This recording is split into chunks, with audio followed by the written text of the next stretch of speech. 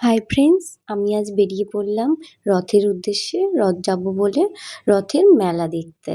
তো আমি রেডি-সেডি হয়ে একদম রেডি হয়ে এগিয়ে গেলাম রথের যাওয়ার জন্য। আমি এবারে রথটা দেখছি কলকাতাতে। কলকাতাতে হয়তো ভালো জায়গায় নয়, বাট আমি যেখানে থাকি সেরকম জায়গার মধ্যে। তো আমি অনেক রাত করেই বেরিয়েছি, ডিউটি কমপ্লিট করে রথের মেলা দেখতে যাবো বলে বেরিয়েছি। তো সেখানে কোনো অটো বা কিছু পাবো বলে আমি ভাবিইনি। বাট অবশেষে আমি পেলাম। পেয়ে তো আমি খুবই খুশি। তো তারপর এসে পড়েছি রথের জায়গায়। রথের জায়গায় এসে দেখি সব জায়গায় পুরো ফাঁকা। তো মেলাতে মানুষজন নেই, আমি একটু ঘাবড়েই গেছিলাম। ঘাবড়ে যাওয়ার পর তারপর যখন ওইদিকে গিয়ে যখন দেখি না at least দেখতে পেয়েছি মেলা। এবং এই মেলাটাতে দেখছি ঠাকুরের রথের মধ্যে ঠাকুর থাকে না, থাকে এই মন্দিরের মধ্যে উনি থাকেন।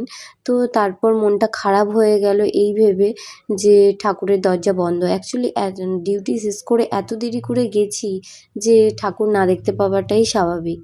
তো ঠিক আছে, কিন্তু ঠাকুরের যে এই টিপটা পেয়েছি এতেই আমি অনেক খুশি। তো তারপর বাইরের ভিউটা তোমাদের একবার দেখাই। দেখো কত সুন্দর মন্দিরটা। এখানে গেলেই জাস্ট মনটা একটা অন্যরকম হয়ে যাবে। মন্দিরটার নাম হচ্ছে হাজরাকালী মন্দির। নিউ টাউনে যারা থাকে তারা এটা চিনবেই। সমুদ্র মন্থনের পুরো থিমটা দেখাচ্ছে। তো খুবই ভালো। জানো তো আমার শরীরটা খুবই খারাপ, তাই গলার ভয়েসটাকে একটু অ্যাভয়েড করো। আর এটা একটু পুরনো হয়ে ভিডিওটা দিতে একটু লেট হলো এই কারণে আমার। তারপর বেরিয়ে পড়লাম। কি খাবো? মেলায় যাবো কিছু খাবো না এরকম বলে কি হয়? তাই বেরিয়ে পড়লাম আর কি মেলা থেকে একটু বেরিয়ে কি খাওয়া যায়। তো তোমরা তোই জানো আমি ফুচকা খেতে কত ভালোবাসি। অ্যাকচুয়ালি আগের অনেকগুলো ভিডিওতে তোমরা দেখেছো আমি সবসময় ফুচকাই খাই আর ফুচকা খাওয়ার ভিডিও ছাড়ি। তো যেমন কথা তেমন কাজ, ফুচকা খেতে লেগে গেছি। এখানে একটা হয়েছিল ব্লান্ডার, বাট সেটা তোমাদের কাছে পরে শেয়ার করব। তারপর আমার বর খেয়ে নিল চটপটি।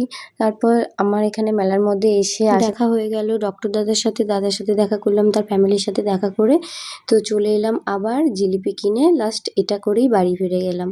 তো ততক্ষণে তোমরা ভালো থেকো। তোমাদের রথ কেমন কাটলো সেটা কিন্তু জানিও। আর আমার ভিডিও ভালো লাগলে লাইক, কমেন্ট, শেয়ার করে দিও। বাই।